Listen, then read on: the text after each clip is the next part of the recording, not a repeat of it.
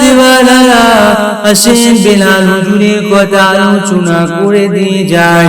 কোন বেলালের কথা আপনাদের সম্মুখে আলোচনা করতে লেগেছি? যে বেলাল হুজুর রাসূলুল্লাহ দিওয়ানা ছিল, যে বেলাল হুজুর রাসূলুল্লাহর পাগল ছিল, যে বেলালের আজানের আওয়াজে আল্লাহর ফেরেশতারা অপেক্ষা করতে থাকতে।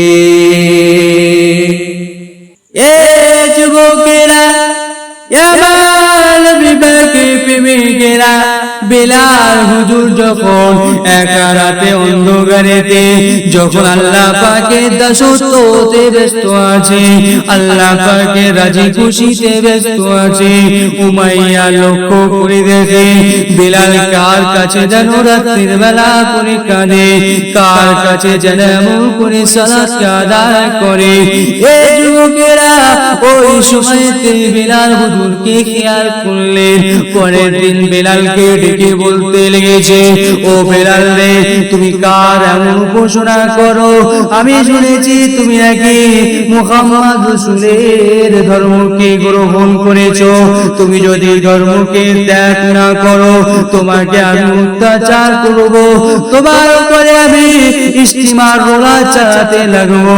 ওই সময়তে বেলাল হুজুর আবার বলতে লেগেছে, এ ভাইয়া শুনে রেখে দে, যতক্ষণ আমার মধ্যে জান থাকবে আমি বেলাল এটা থেকে পিছু পা হব না।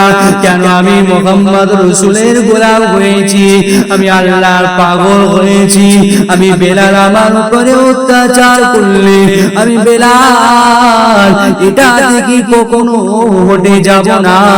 এই সময়তে বেলালকে এমন করে পায়ে রশি বেঁধে মরুভূমি দিয়ে টানতে টানতে নিয়ে যেতে লেগেছে।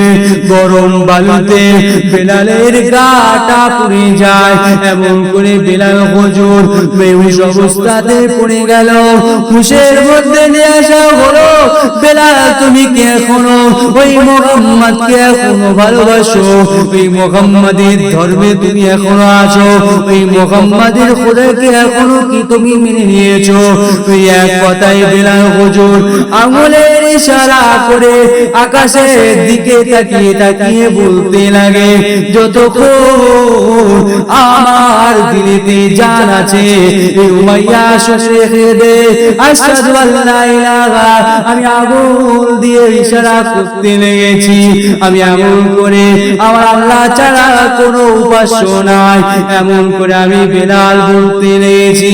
এই যুবকেরা, তরুণেরা, মায়া কাকে বলে, প্রেম কাকে বলে, মহব্বত কাকে বলে, বেলাল হুজুরকে দেখে শেখো।